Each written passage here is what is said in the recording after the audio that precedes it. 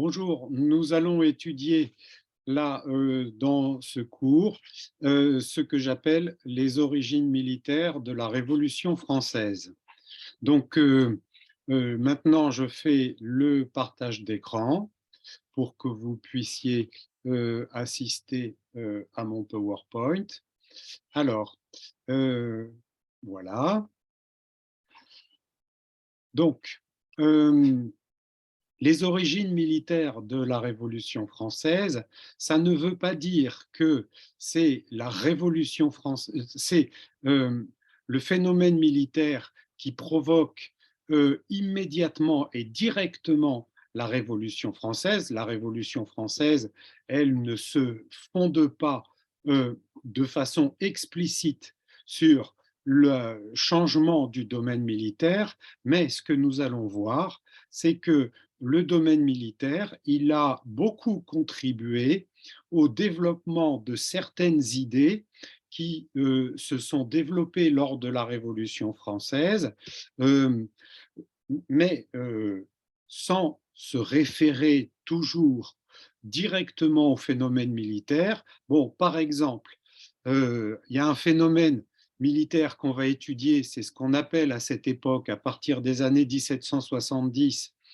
la notion de constitution militaire. Eh bien, la Révolution française, elle ne se développe pas sur l'idée directe de constitution militaire, mais elle se développe sur l'idée de constitution. Mais ce que nous allons voir, justement, c'est que le domaine militaire a contribué justement à l'élaboration de la notion de constitution, mais aussi a contribué au sentiment de la nécessité de la constitution. Alors, pas qu'elle soit obligatoirement et uniquement militaire, mais justement, on va voir quand même que le domaine militaire y a contribué. Ce qu'on va voir aussi, c'est que le phénomène national considéré comme un corps civique, eh bien, il a été aussi beaucoup alimenté par le phénomène militaire, mais au moment de la Révolution, une fois de plus, la revendication de ce phénomène national ne se concentre pas exclusivement sur le domaine militaire, c'est juste que le domaine militaire a été une contribution à l'élaboration de ce phénomène. Donc, voilà, le domaine militaire, c'est une, une des origines de la Révolution française, et pas la seule origine, mais c'est quand même un phénomène qu'il faut aborder. Alors, voyez ce que suggère ce texte qui a été rédigé par des officiers du régiment de Languedoc. Euh, alors, cette lettre, elle est adressée à l'Assemblée le 16 septembre 1789, donc là, c'est après le début de la Révolution française, et ça exprime effectivement des sentiments qui s'étaient insérés dans le domaine militaire, justement, avant la Révolution. Et donc, ce que fait cette lettre des officiers, c'est d'évoquer ces sentiments qui s'étaient insérés dans le domaine militaire. Alors, voyez par exemple cette citation. Alors, il y a trois phrases qui sont importantes.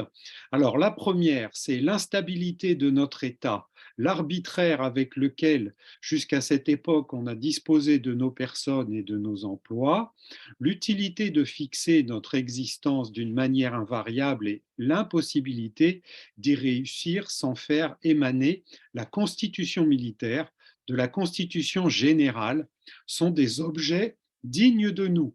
Donc, vous voyez, ce que évoque cette phrase, eh bien, c'était ce que je vous disais avant, c'est qu'il y a un lien entre la constitution militaire et la constitution générale. Et donc, le domaine militaire a révélé ce que évoque cette phrase, ce que là, ces officiers appellent l'instabilité de notre État et l'arbitraire avec lequel, jusqu'à cette époque, on a disposé. Donc, le domaine militaire a contribué à la critique du caractère du domaine arbitraire de la monarchie absolue. C'est bien ce que ça révèle. Alors, la deuxième phrase, vous verrez, messieurs, par l'aperçu que nous donnons des changements arrivés successivement depuis la paix de 1763, combien il est important de prévenir les abus qui ne manqueraient pas de renaître, ni les germes n'en étaient pas détruits par les lois les plus actives et les plus prévoyantes. Alors, ce que suggère cette phrase, c'était ce qu'on avait quand même évoqué dans des cours précédents, c'est que le phénomène qui a beaucoup contribué justement aux origines militaires de la Révolution française, c'est le phénomène de la guerre de 7 ans. La guerre de 7 ans, comme on l'avait vu la semaine dernière, elle a provoqué une tendance très importante de réforme du domaine militaire, et donc, c'est ce que évoque cette phrase, c'est que donc depuis la paix de 1763, c'est-à-dire la paix de la guerre de 7 ans, eh bien, il y a un phénomène important de réforme. Et la troisième phrase, dès la première année qui suivit la paix, on sembla avoir conjuré la perte du militaire français et vouloir le forcer à regretter la cessation d'un fléau qui avait si longtemps rempli la France de deuil. Alors, ça, c'est un phénomène aussi qui est très important et qui d'ailleurs euh, n'est pas beaucoup traité dans le domaine historique. C'est que il y a quand même, malgré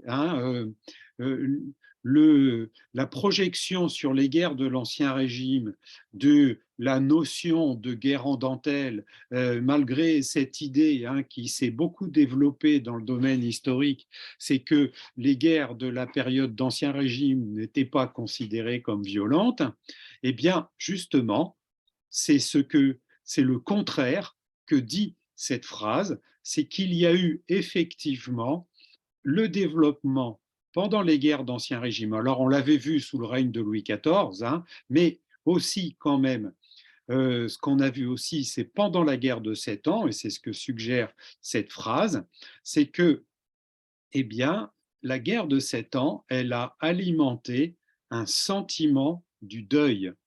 Eh bien, dans le corps national, eh bien, ça aussi, c'est un phénomène important, c'est que la guerre de 7 ans, elle a contribué à la critique de la monarchie parce que Louis XV a été reproché d'avoir provoqué la perte de soldats français alors que cette guerre de 7 ans avait été une défaite.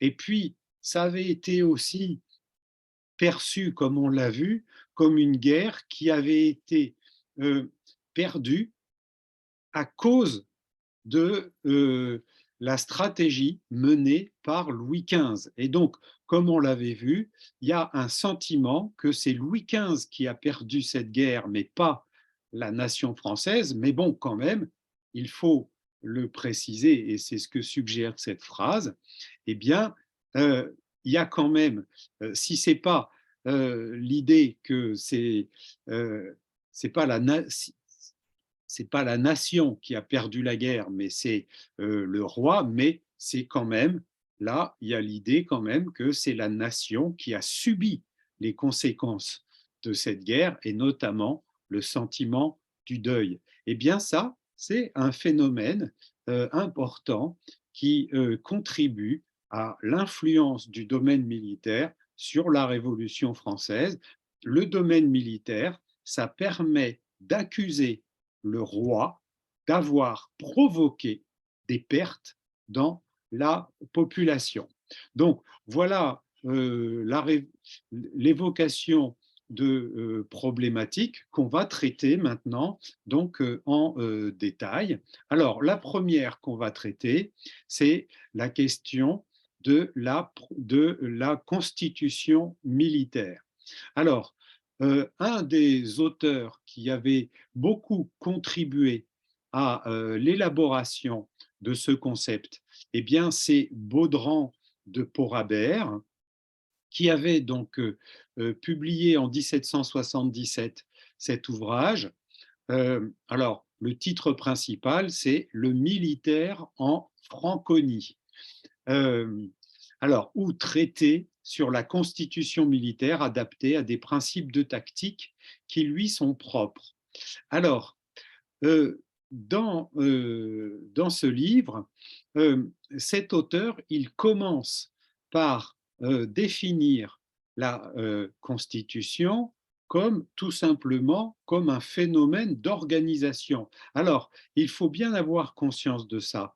Le mot constitution, à cette époque, il a deux sens. Il y a un sens élémentaire, un sens primaire. Constitution, ça veut dire organisation.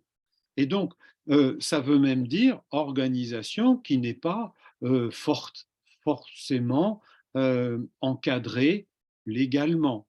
Alors, bien sûr, le sens, là, qui est beaucoup plus ample et voilà, beaucoup plus important, c'est le sens de constitution au, au- là qui est l'organisation de l'État et la nation sur un régime constitutionnel, hein. Donc là, voilà. Alors, ce que montre dans un premier sens cet auteur, c'est que justement, là, il définit la Constitution de la façon la plus simple, c'est-à-dire donner aux armées une bonne constitution, c'est ce qu'il dit, c'est-à-dire donc tout simplement organiser les armées. Et il dit plus précisément l'établir sur des principes de tactique raisonnés analogue au caractère et à la valeur impétueuse de cette brave nation, donner une forme et une ordonnance aux différents corps qui la constituent, s'attacher à composer ces corps de bons officiers et bas officiers, resserrer les nœuds de la discipline par des points d'émulation, punir et récompenser avec équité, appliquer avec prudence, économie et fidélité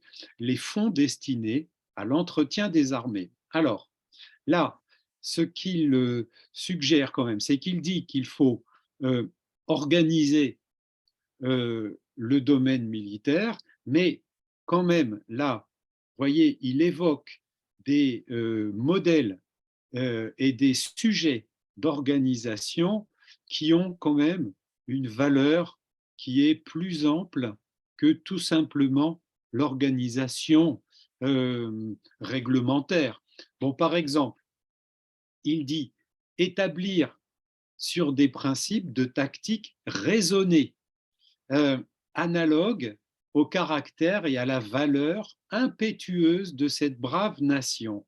Alors, vous voyez, ce qu'il dit, c'est que les principes tactiques, c'est-à-dire la façon de faire la guerre, eh bien, il dit que ces principes, ce n'est pas tout simplement des petits modes d'organisation de la tactique, parce qu'il dit que ça se réfère.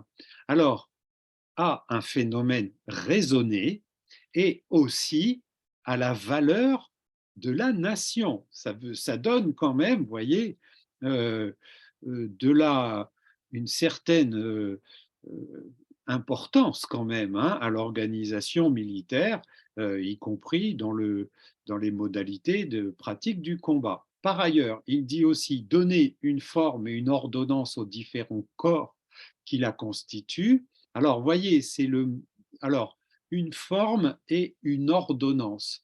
Ça peut quand même, vous voyez, posséder justement. Alors, le mot ordonnance, ça a une valeur légale, hein.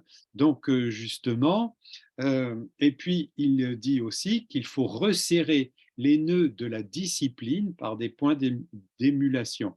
Ça veut donc dire que le droit du domaine militaire, hein, la discipline, eh bien, c'est suggéré que ça doit s'encadrer légalement.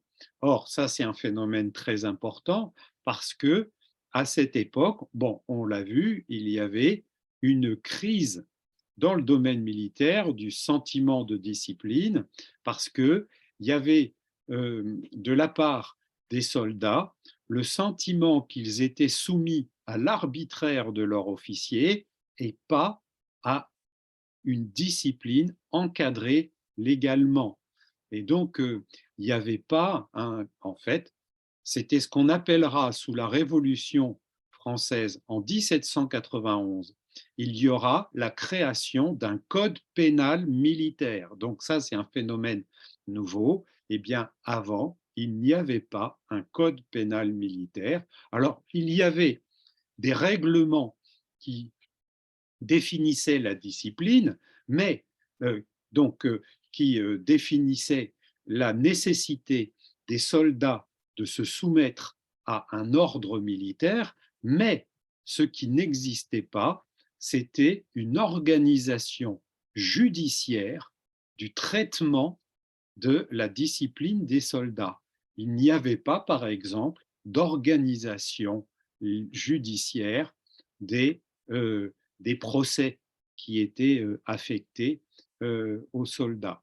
Donc, voilà, vous voyez quand même, il dit dans cette citation qu'il faut faire une constitution qu'il définit bon, comme une organisation, mais voyez quand même une organisation qui doit prendre alors une dimension quand même euh, légale, raisonnée, et puis aussi vraiment là, je trouve que c'est un phénomène très important quand il dit que, eh bien, cette bonne constitution, elle doit avoir la valeur impétueuse de cette brave nation.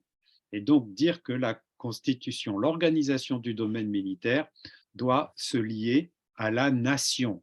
Donc là, ça veut dire que ça lui donne de l'importance. Et d'ailleurs, c'est ce qu'il, c'est un des phénomènes qui va être justement traité par certains soldats. Alors là, c'est un, une publication qui avait été réalisée en 1767 par des soldats du régiment des gardes françaises.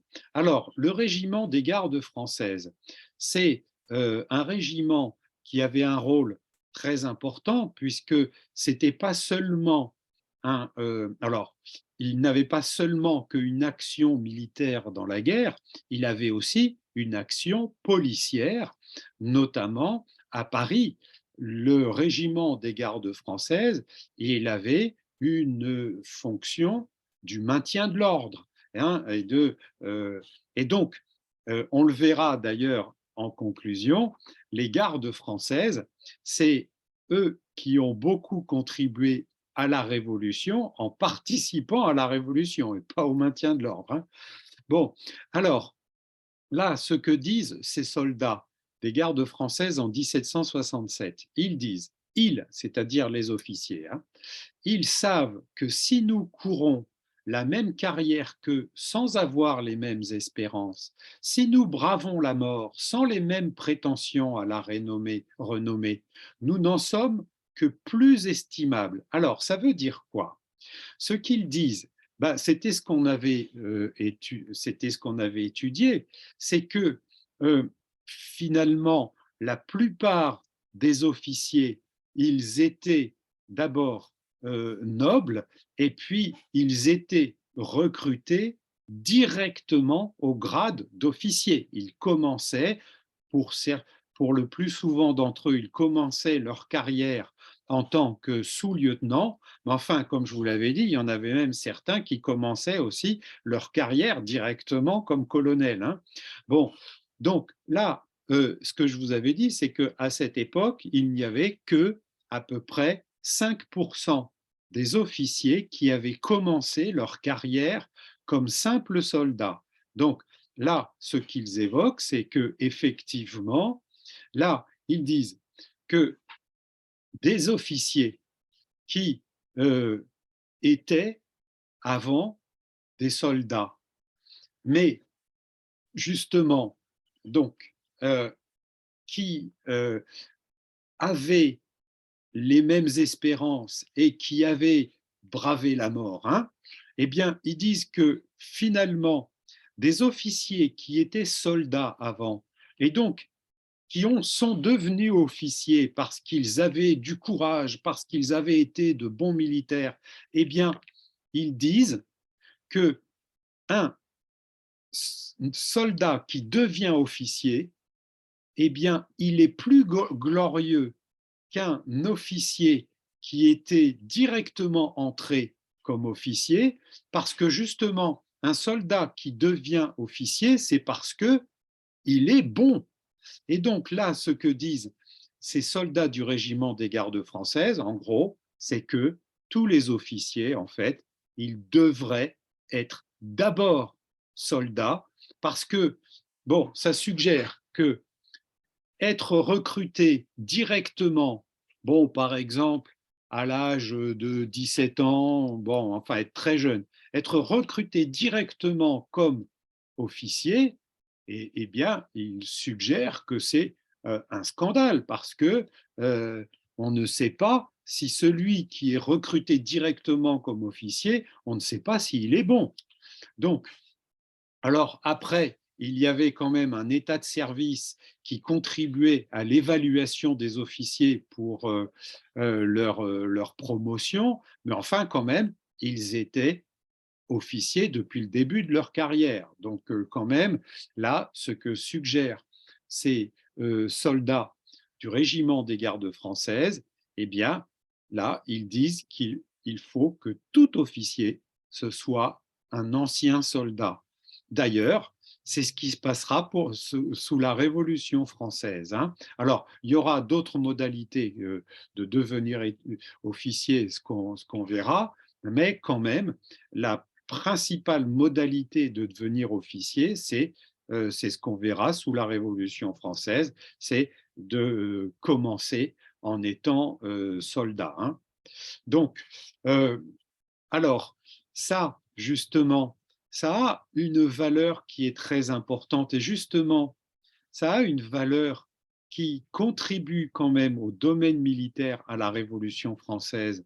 Ça veut dire que dans le domaine militaire, il y a des critères, il y a des principes, eh bien, il faut donc que le domaine militaire se soumette à ces, euh, à ces principes. Le domaine militaire ne doit pas se soumettre à des principes, notamment le principe de la noblesse. On ne peut pas considérer a priori qu'un gentilhomme, c'est forcément un bon officier. Et puis, de toute façon, donc là, ils considèrent, ces soldats, que, eh bien, ce qui doit fonder le développement dans le domaine militaire, eh bien, c'est le critère militaire. Donc, le critère militaire, il a une tendance à imposer ces normes. Et donc, c'est un peu une dimension constitutionnelle. Alors, euh, là, euh, c'est ce que aussi révèle ce phénomène, c'est la question du commandement.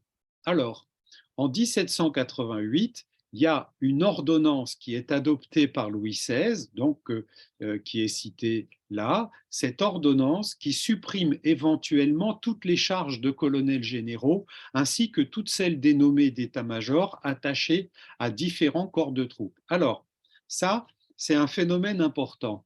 C'est, il y avait une tendance à cette époque, les états-majors. Alors, les états-majors, c'est un groupe de commandement dans une armée qui est en opération, mais ce groupe de commandement n'était pas encadré légalement parce que justement, là, les rois, tous, hein, ceux que ça a été Louis XIV, Louis XV, Louis XVI, considéraient que un état-major, il ne fallait pas l'encadrer légalement ou réglementairement ou institutionnellement parce que ça voulait dire qu'il si on encadrait un état-major, ça voulait lui attribuer une fonction euh, qui était réglementaire. Donc, ça veut dire que ça voulait donner à ce régime de commandement un système de commandement qu'il pouvait appliquer. Eh bien, pourquoi les rois n'ont pas voulu ça? Parce qu'ils considéraient que dans tous les systèmes de commandement, eh bien, les officiers devaient se soumettre à leur autorité.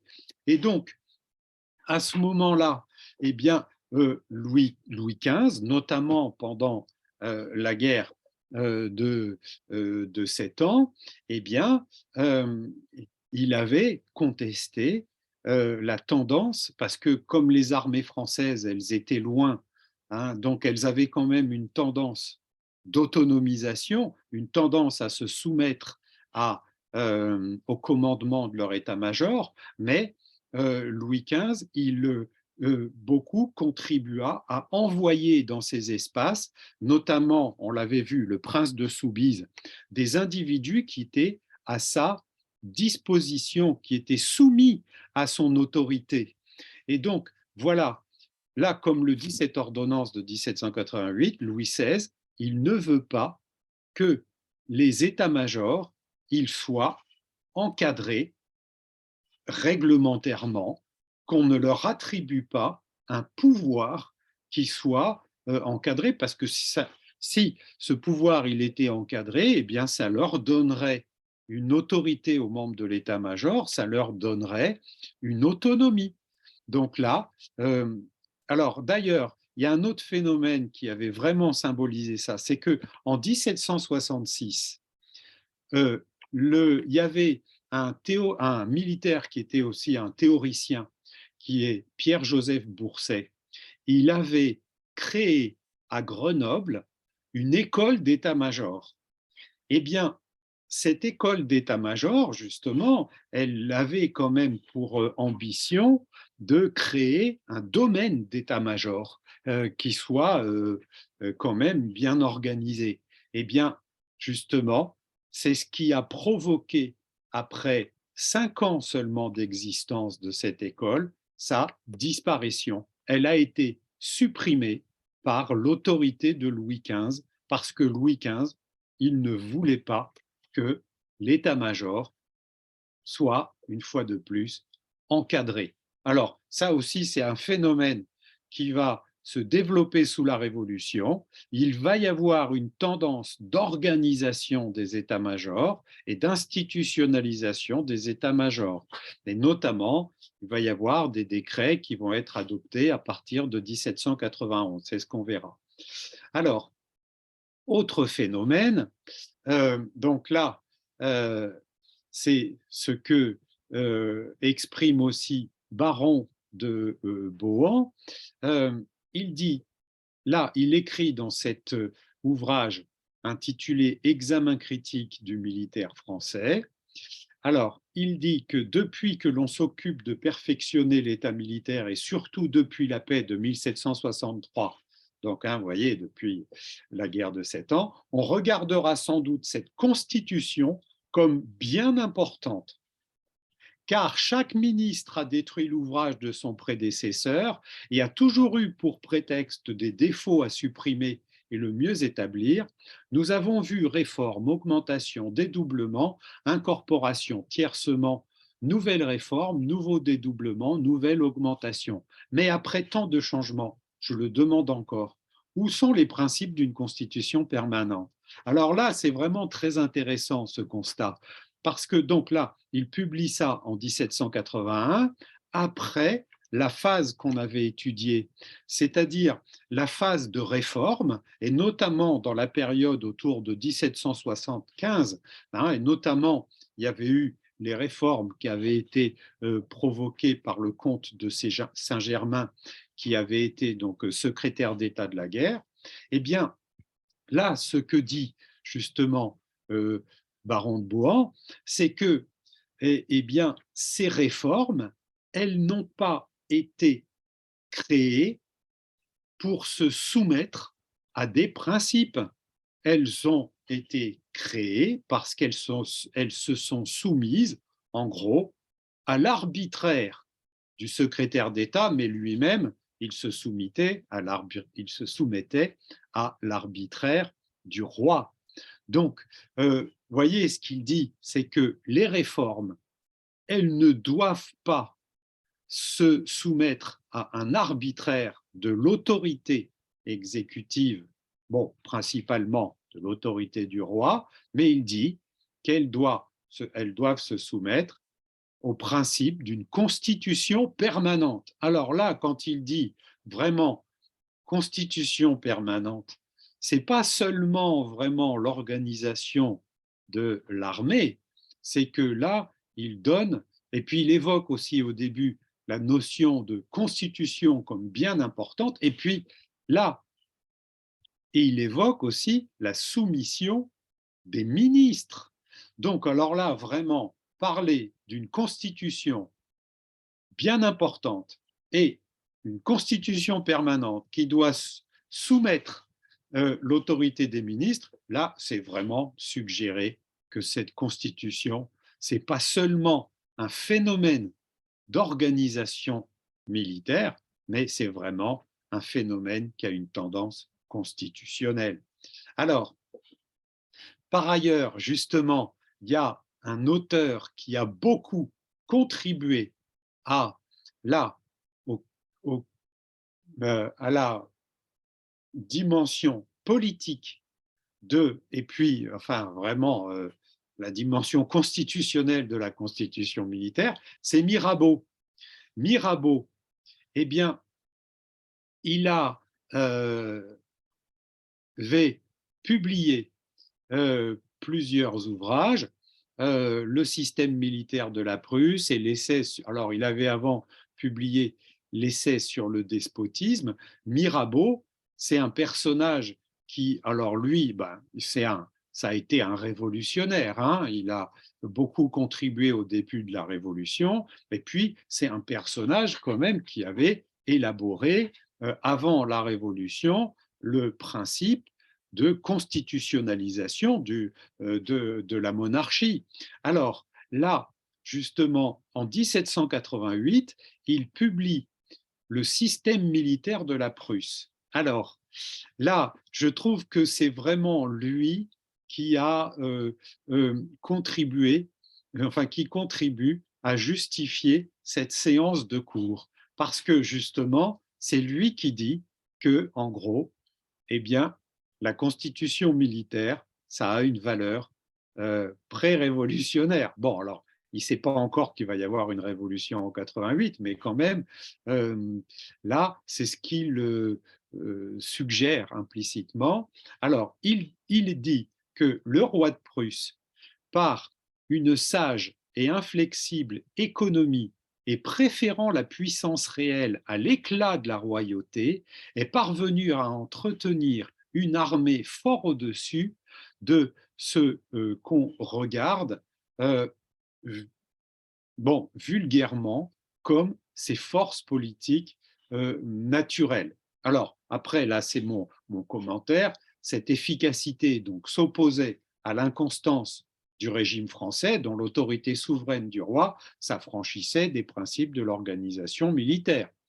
Et donc, d'ailleurs, dans son essai sur le despotisme, donc, qui avait été publié en 1976, eh bien, Mirabeau avait résumé par un cruel raccourci la trajectoire militaire de la France sous le règne de Louis XV. Il avait dit: la vertu militaire, par exemple, fut détruite en France sous son règne, auquel elle donna tant d'éclat. En vain objecterait-on les victoires de nos armes sous ce prince. Au déclin de son âge, ses armées furent battues presque partout. Alors, vraiment, là, Mirabeau, alors, bon, à cette époque, il ne sait pas encore qu'il y a des origines militaires de la Révolution française, mais justement, ce qu'il montre, c'est qu'il y a des origines militaires de, de ce qu'il aimerait que ça serait une révolution. Alors, justement, là, il s'appuie sur le domaine de la Prusse.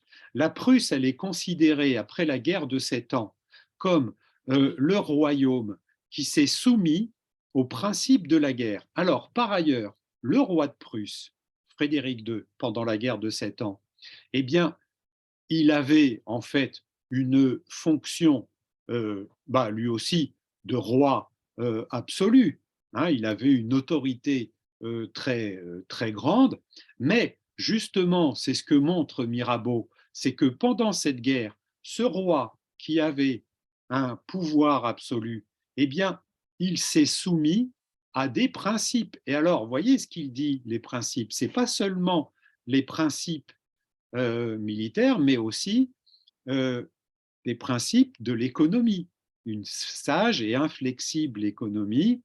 Et, euh, et par ailleurs, euh, il dit qu'il est parvenu à entretenir une armée fort au-dessus de ce qu'on regarde vulgairement comme ses forces politiques naturelles. Donc là, ce qu'il dit, c'est que le roi ne s'est pas soumis à ses forces politiques naturelles, qu'il s'est soumis à des principes. Donc là, ce que Mirabeau, alors il avait aussi avant publié un ouvrage général sur l'analyse de la Prusse. Alors, bon, il avait quand même euh, montré, il avait un peu critiqué le fait que la Prusse, elle était quand même très engagée dans le domaine militaire et qu'elle passait sa vie à faire des guerres. Bon, et que le domaine militaire, il avait une valeur vraiment très déterminante. Mais là, ce qu'il montre quand même dans ce livre, dans le système militaire de la Prusse, il dit que ça a quand même une valeur constitutionnelle qui peut être louée. Donc, c'est quand même, là, vous voyez, très important. Mirabeau, il attribue au système militaire, et notamment celui de la Prusse, une valeur révolutionnaire, enfin pré-révolutionnaire, en tout cas une valeur constitutionnelle. Et d'ailleurs, c'est ce qu'expliquera, hein, en fait, vous voyez, la notion de constitution militaire, elle avait été aussi élaborée par le théoricien Guibert. Donc, la notion de constitution militaire, on l'a vu, il y a plusieurs auteurs qui l'évoquent. Et alors là, il y en a un nouveau qui s'appelle Kéralio. Eh bien, il publie euh, cet ouvrage en 1789 qui s'intitule De la Constitution militaire. Et voyez ce qu'il dit euh, dans cette reproduction à droite, là, le consentement du peuple fait la loi. La loi fait la constitution politique. Donc là, c'est vraiment l'expression de ce que je vous ai dit, c'est-à-dire que le fait que là, le peuple se soumette au consentement, notamment du domaine militaire, eh bien, là, ça doit s'appliquer par la loi, et donc il dit la loi fait la constitution politique. Donc ce qu'il dit, c'est que la constitution militaire, elle fait la constitution politique. Alors, par ailleurs, ce qu'on va voir maintenant, c'était l'autre sentiment qui avait été élaboré en 1789 là, par les officiers du Languedoc. Eh bien, c'est le sentiment de la diffusion du sentiment de la guerre dans la nation. Alors ça d'ailleurs, cette citation, je l'avais déjà faite, c'est dans l'encyclopédie de Diderot et d'Alembert en 1751, dans l'article Bataille, ça dit la perte réelle soufferte dans une bataille, c'est-à-dire la mort de quelques milliers d'hommes, n'est pas aussi funeste à l'État que son mal d'opinion ou le découragement qui l'empêche d'user des forces que la fortune lui a laissées. Donc ce qu'il dit, c'est que la guerre, et bon, plus précisément une bataille, ça alimente une opinion dans le domaine, dans ce que j'appelle le corps national, hein. Donc, là, ce que dit l'encyclopédie, c'est que le phénomène militaire, c'est, et notamment le phénomène de la guerre, eh bien, en gros, alors il ne le dit pas mot pour mot, mais c'est ce qu'il suggère, c'est que le phénomène de la guerre, c'est un phénomène politique, parce que ça alimente l'opinion. Alors, là aussi, c'est une citation que j'avais faite. C'était là, après la bataille de Rosbach, il y avait eu des chansons qui avaient été produites, et notamment, voyez ce que suggère là cet extrait, versons pour la reine de Hongrie. Donc là, c'était dire que la France se soumettait, hein, à l'autorité de l'Autriche, mais tout notre sang, donnons pour lui la Silésie, tout notre argent, elle a su plaire à Pompadour. Donc Pompadour, c'est Madame de Pompadour, hein, c'était la favorite du roi, son ancienne maîtresse. Donc là, c'était une façon de critiquer la soumission à la monarchie et la soumission à Madame de Pompadour et la soumission à l'Autriche. Et donc là, c'est ce que dit ensuite le couplet suivant, Français, votre règne est passé, votre valeur s'est éclipsée. Donc ça dit que là, cette guerre, elle a effondré le phénomène national, votre règne est passé, ce ne sont plus, hein, là, ça veut dire que cette guerre, elle a détruit la nation, hein. Donc, alors, il y a aussi un autre phénomène qui est très important. En 1782, il y avait eu une bataille navale qui avait été perdue par la France. Alors, ce qui s'était passé, donc là, c'était pendant la guerre d'indépendance des États-Unis. La France s'était alliée aux États-Unis donc pour faire la guerre contre la Grande-Bretagne. Et d'ailleurs, justement, la conséquence, pourquoi la France s'allie avec les États-Unis pour faire cette guerre, c'est parce que justement la monarchie française, eh bien, elle voulait en gros réparer la défaite de la guerre de 7 ans. Parce que quand même l'indépendance des États-Unis, a priori, ça ne pouvait pas séduire la France, parce que la France, elle avait aussi quand même des espaces coloniaux aux États-Unis, donc elle n'avait pas du tout tendance à alimenter l'indépendance. Donc si elle s'est alliée avec les États-Unis qui voulaient être indépendants, c'était surtout pour attaquer la Grande-Bretagne. Alors, pendant cette guerre d'indépendance, il y a eu beaucoup de batailles navales qui avaient été remportées par la France. Ça, c'était exceptionnel, hein. Eh bien, sauf la dernière bataille navale qui a eu lieu et qui a été une bataille très ample et qui s'appelle la bataille des Saintes, qui était dans les Antilles. Eh bien, cette bataille a été catastrophique, hein, parce qu'elle a été perdue par la France. Eh bien, là, ce que a révélé Louis-Sébastien Mercier. Louis-Sébastien Mercier, bon, Mercier, c'est un auteur célèbre à cette époque, et il avait publié entre 1781 et 1788 une grande série, hein, d'ouvrages qui s'intitulait Le tableau de Paris, c'est-à-dire c'est une série d'ouvrages qui décrivait ce qui se passait à Paris. Eh bien, notamment, il a évoqué les conséquences de la bataille des Saints. Alors, la bataille des Saints, elle avait ensuite provoqué un procès parce que le comte de Grasse, qui était l'amiral français qui avait commandé du côté français cette bataille, eh bien, il a accusé certains des officiers de ne pas lui avoir obéi. Et donc, il avait dit, l'amiral de Grasse, que c'est pas à cause de lui que cette bataille avait été perdue, c'est parce qu'il y avait des officiers qui ne lui avaient pas obéi. Et donc, il avait lancé un procès contre ces officiers. Et donc, du coup, le phénomène de cette bataille est devenu un phénomène public qui a eu beaucoup d'influence à Paris. Notamment, il y a un phénomène, c'est que le vaisseau dans lequel se trouvait l'amiral de Grasse, il s'appelait la ville de Paris, c'était le nom du vaisseau, parce que c'était la ville de Paris qu'il avait fait construire.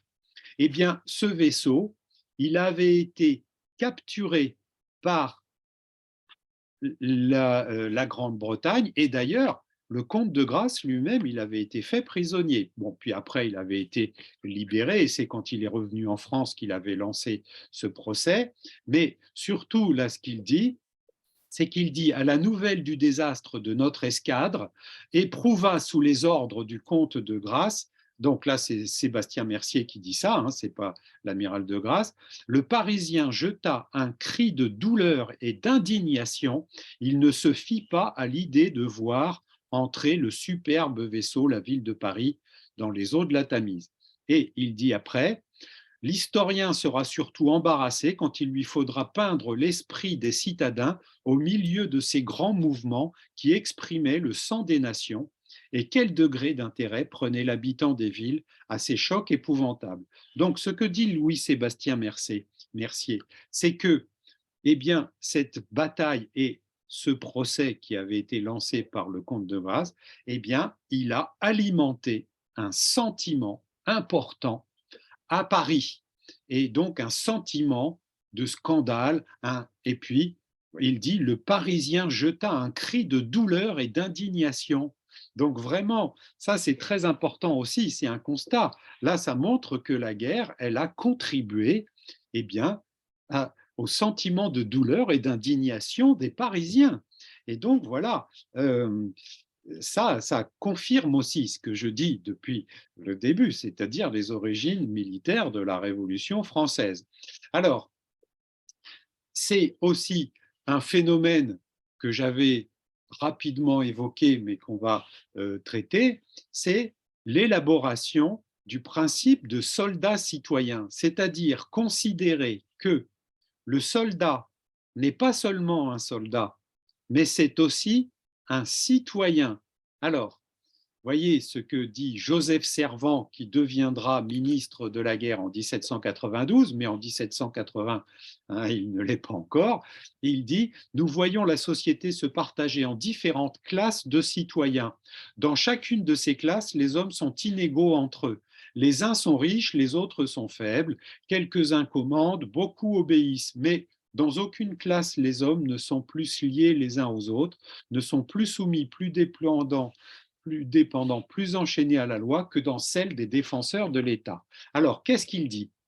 Il dit que la société française, elle est inégalitaire. Hein, bon, parce que la noblesse a des droits qui ne sont pas les mêmes, hein, que les autres membres de la nation. Donc il dit, les hommes sont inégaux.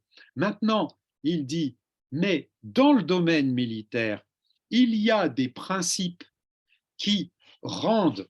Alors, bien sûr, il y a des officiers qui commandent, hein, et donc il y a, ils sont les officiers qui commandent. Eh bien, ils ont plus de droits que les soldats, mais ce qu'il dit, c'est que ces officiers ne doivent pas être soumis aux classes sociales. C'est qu'il dit que les principes militaires, eh bien, ne doit pas appliquer les privilèges de la noblesse, que le domaine militaire doit appliquer des principes d'égalité en droit. C'est que, en fait, tout militaire doit se soumettre à l'application de droits. Alors, après, il y en a qui commandent les autres, mais ça n'est pas euh, une tendance de, euh, de, d'attaquer. Quand un officier commande un soldat, ce que dit Joseph Servan, c'est que il ne doit pas attaquer le droit du soldat. Donc, il y a des droits généraux qui doivent s'appliquer dans le domaine militaire. Et donc, finalement, ce que dit Joseph Servan, c'est que le domaine militaire, c'est le domaine où il y a la plus grande tendance de transformer un individu en citoyen. Pourquoi? Parce que dans le domaine militaire, il y a une tendance. à se soumettre à des principes et des principes militaires. Donc finalement, le soldat, c'est celui qui a la tendance la plus intense à devenir un citoyen. Et donc, d'ailleurs, le soldat citoyen, la notion de soldat citoyen alimente l'idée tout simplement de citoyen, c'est-à-dire soumettre tous les individus à des droits.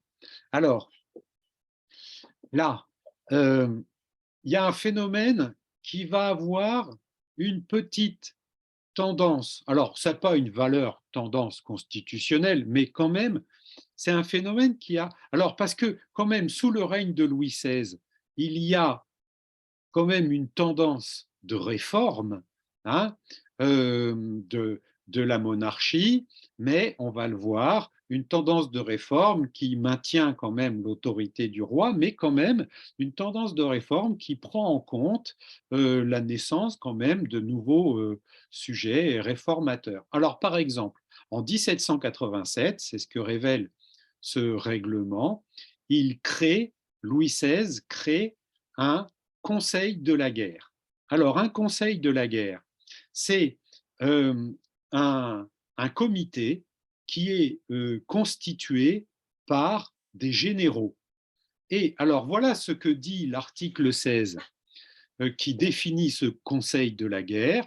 Eh bien, Sa Majesté attribue encore au conseil de la guerre la connaissance et l'examen de toutes les affaires de discipline militaire et de contravention aux ordonnances, la proposition des punitions à décerner quand elles n'auront pas été déterminées par les ordonnances, la discussion de tous les projets d'amélioration sur quelques parties de la Constitution et du service que cela puisse être, l'examen de tous les ouvrages militaires qui paraîtront, soit pour accorder à cet égard les permissions que demanderont leurs auteurs, soit pour recueillir les idées utiles et les lumières qu'ils pourront renfermer. Alors, vous voyez, c'est quand même très intéressant.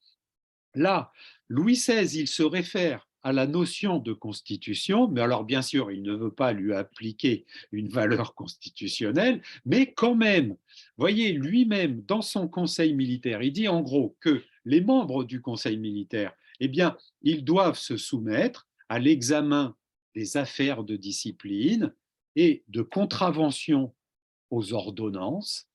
Et donc, il dit que ce conseil de la guerre doit se soumettre à des principes, et notamment des soumettre à des principes, alors, notamment qui ont été élaborés par des théoriciens de la guerre. Et d'ailleurs, il y a un des membres de conseil de la guerre qui est Guibert. Guibert, c'était le théoricien, hein, et il avait été intégré dans ce conseil justement pour la qualité de sa théorie. Et lui-même, d'ailleurs, il avait appliqué le principe, il avait élaboré le principe de constitution militaire. Donc, il y a quand même une petite tendance de reconnaissance par Louis XVI, alors non pas d'une constitution qui a une valeur constitutionnelle, mais quand même, vous voyez, il dit le Conseil, il doit se soumettre à des principes, bon, en gros, à une constitution militaire. Mais alors, il y a quand même un phénomène après qui est précisé, l'article 25. Ça, c'est justement, je peux dire que ce règlement, ça résume totalement le règne de Louis XVI. Parce qu'il dit, ce règlement, mais Sa Majesté, sentant combien les surprises, les erreurs, les fausses opérations sont nuisibles à son armée et au bien de son service, elle entend former auprès d'elle un comité intime de la guerre où tous les plans, projets ou règlements proposés par le Conseil seront rapportés ou discutés en sa présence par le secrétaire d'État de la guerre. Alors, en gros, ce qu'il dit, c'est que le Conseil d'État, il va se soumettre enfin le Conseil de la guerre, pas le Conseil d'État, le Conseil de la guerre, va se soumettre à la constitution militaire, mais eh bien, il y a une partie des membres de ce Conseil de la guerre qui vont aller rencontrer le roi, et ce comité s'appelle un comité intime. Et donc, en fait, ce que veut dire, c'est ce qu'il dit, c'est que le Conseil de la guerre, il se soumet à la constitution militaire, mais après, il y a une partie de ce conseil qui va aller consulter le roi et qui va se soumettre à sa volonté. Donc, en gros, ce que résume finalement ce règlement fait par le roi, c'est qu'il dit il faut qu'il y ait une constitution militaire, mais cette constitution militaire, elle se soumet à la volonté du roi.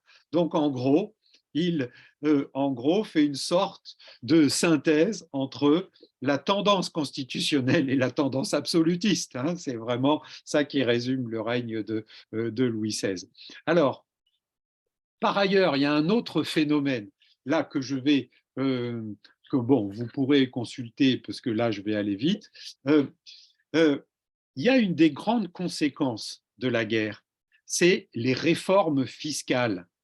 Toutes les réformes fiscales, elles ont été provoquées par la guerre. Alors, il y a une réforme fiscale qui a eu euh, une certaine influence, c'est la création d'un impôt qui s'appelle le 20e.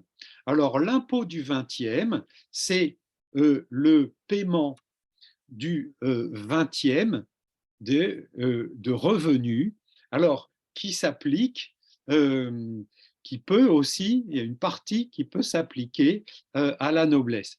Alors, cet impôt du 20e, il avait été créé en 1748 après la fin de la guerre de succession d'Autriche, parce que cet impôt, il avait pour but de rembourser les crédits qui avaient été pris par la monarchie pendant la guerre. Mais alors, ce qui se passe, c'est qu'en 1756, au début de la guerre de 7 ans, eh bien là, le roi, il crée ce nouvel et il relance cet impôt. Alors, c'est ça qui a provoqué des remontrances de plusieurs parlements, et là notamment la remontrance du Parlement de Toulouse. Eh bien, en gros, ce que dit cette remontrance, je vous la résume, c'est qu'elle dit que cet impôt, c'est un phénomène exceptionnel. Il ne doit pas devenir permanent.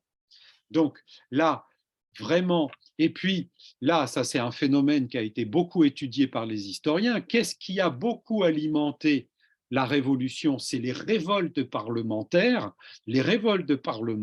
qui ont été beaucoup provoquées par les critiques et les remontrances des réformes fiscales. Alors, par ailleurs, il y a un autre phénomène, c'est que là, sous le règne de Louis XVI, eh bien, il y a la création, il y a la volonté du roi de créer un nouveau régime fiscal qui s'intitule la subvention territoriale. Alors, la subvention territoriale, c'était un impôt qui devait soumettre tous les propriétaires, qu'ils soient nobles ou non ou pas, ou roturiers, soumettre tous les propriétaires à payer un impôt.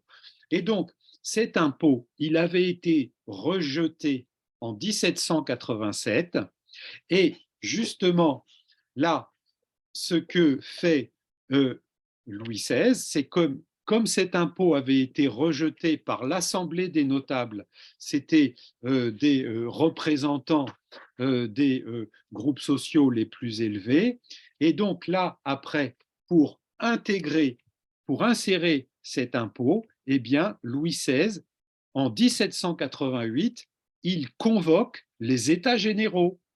Et donc, c'est vraiment la cause de cet impôt, de la volonté de cet impôt qui provoque la convocation des États généraux. Et alors là, je pense que vous le savez, c'est la convocation, c'est le traitement des États généraux en 1789 qui provoque la révolution, les États généraux qui vont devenir une assemblée nationale constituante.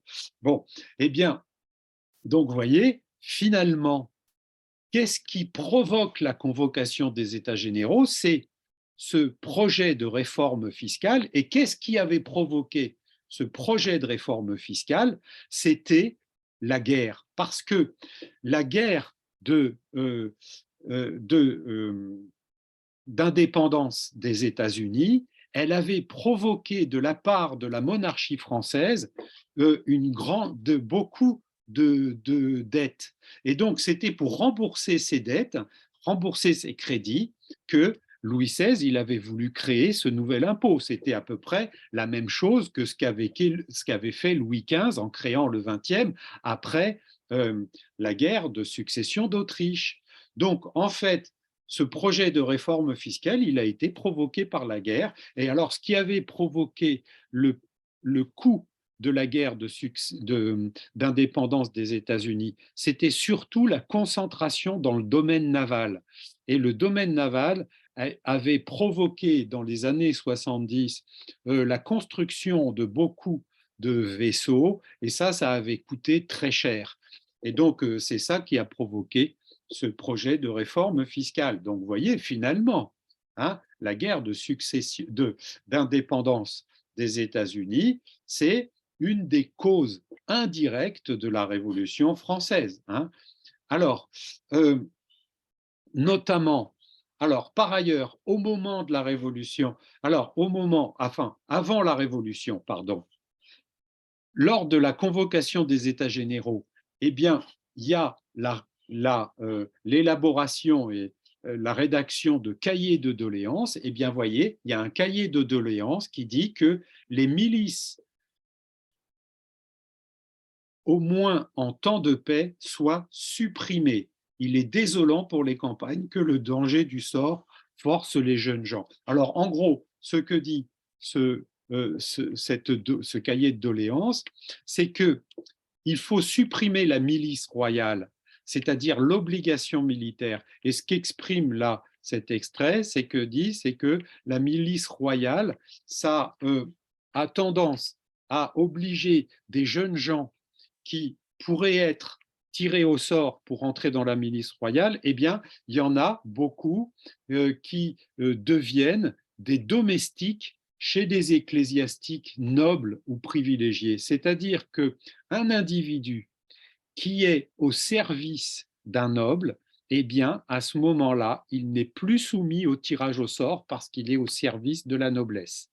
Donc là, ce que dit, c'est que euh, à ce moment-là, pour ceux qui veulent obtenir ces jeunes employés, eh bien, ils sont obligés de les payer très cher pour les attirer plutôt que qu'ils aillent se soumettre à des nobles. Donc là, ce que dit la milice, c'est que ça provoque aussi c'est que ce que dit ce cahier de doléances, c'est que la milice, ça provoque des conséquences économiques. Et puis même, il y a d'autres cahiers de doléances qui sont réalisés à ce moment-là, qui veulent supprimer tout simplement la milice en considérant la milice comme la soumission de la nation à la volonté du roi, parce que la milice, elle est royale.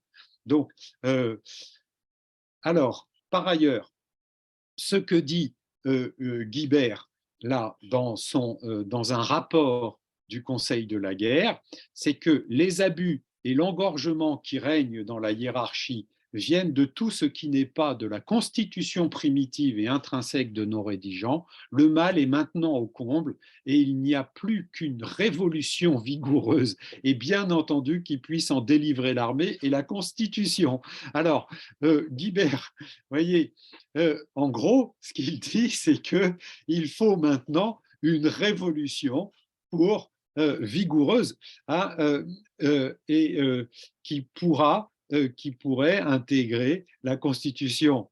Alors, il est membre du Conseil de la guerre. Donc là, Guibert, là, il incarne beaucoup la dimension, la tendance constitutionnelle du Conseil de la guerre. Et d'ailleurs, lui-même, il évoque une tendance révolutionnaire. Hein. Alors, bon, donc là, vous le voyez quand même, hein, c'est vraiment une façon de conclure là ce que je vous ai montré. Et puis, alors, pour conclure, et là, c'est ce qu'on étudiera au début du second semestre, eh bien, là, vous voyez, ce que représente là ce tableau de la prise de la Bastille, voilà, le 14 juillet 1789, eh bien, ça présente la prise de la Bastille comme un phénomène militaire, comme une action de guerre. Alors, effectivement, ce qui contribue beaucoup à la prise de la Bastille, c'est le corps des gardes françaises qui ont beaucoup contribué à la Révolution. Donc oui, il y a aussi quand même une dimension militaire de la Révolution française. Donc voilà, c'est voilà, la Révolution, c'est quand même une des conséquences du domaine militaire et des conséquences des guerres qui ont eu lieu avant. Voilà, c'est ce que j'ai montré et donc maintenant, je vous salue. Au revoir.